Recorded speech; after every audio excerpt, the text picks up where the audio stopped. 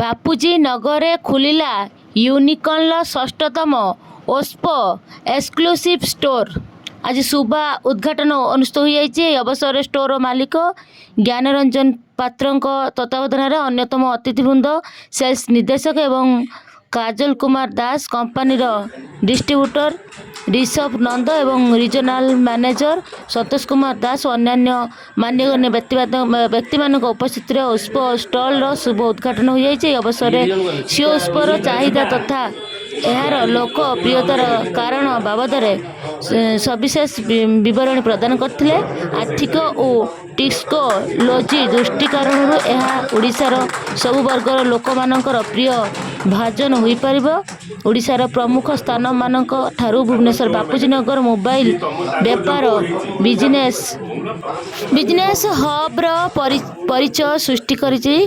ସେଥିପାଇଁ ଓଡ଼ିଶାର କୋଣ ଅନୁକୋଣରୁ ବହୁତ ଉତ୍ସାହ ଓ ଆଗ୍ରହର ସହିତ ଏହି ସୋରୁମକୁ ଆସିଛନ୍ତି। ପ୍ରତିଦିନ ଏଠାରେ ବହୁତ ଭିଡ଼ ପରିଲକ୍ଷିତ ହୋଇଥାଏ। ଏହାକୁ ଦୃଷ୍ଟିରେ ରଖି ଆଗକୁ ଓପ୍ପୋ ସମଗ୍ର ଓଡ଼ିଶାରେ ଏଭଳି ଭାବରେ ତା'ର ଫ୍ରାଞ୍ଚାଇଜ ସୋରୁମ ମାନ ଖୋଲିବାକୁ ଲକ୍ଷ୍ୟ ରଖିଛି।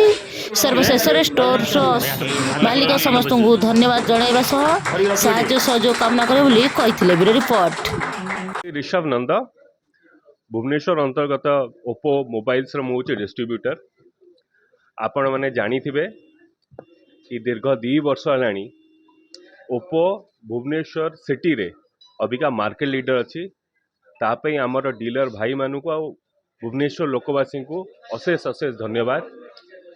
तो जेहेतु मार्केट लीडर है सर्वाधिक आम बिकुचु तो से गोटे इनहेरेंट डिमांड थिला अनेक दिन है कि गोटे एक्सक्लूसिव ओप्पो शोरूम टे खोला जाओ जो थरे कि मोबाइल अन्य जहाँ भी ओप्पोर प्रोडक्ट अच्छी से गोटे कस्टमर्स आसिकी उपभोग करंतु।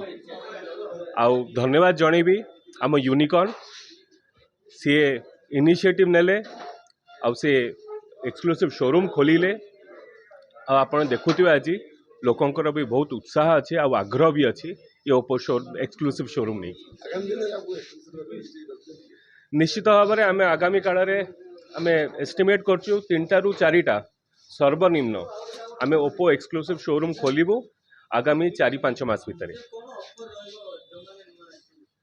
जो मैंने भी आसबे प्रथम हूँ से मैंने ओप्पोर मोबाइल्स एक्सपीरियंसटा ने ओप्पो मोबाइल केमिति लॉन्चिंग किणवा आगु से मैंने केमिति से चलुची तार फैसिलिटीज कौन अच्छी तार एसेसरीज ता सहित कौन मिलूची प्लस जिते नुआ लॉन्चिंग अधिका हम सर्वप्रथम ये आग लॉन्चिंग हम आठी प्राधान्यता दिज्व आठी जो मैंने कस्टमर्स मैंने किणा आसबे स्पेशल अट्रैक्टिव गिफ्ट्स भी रही।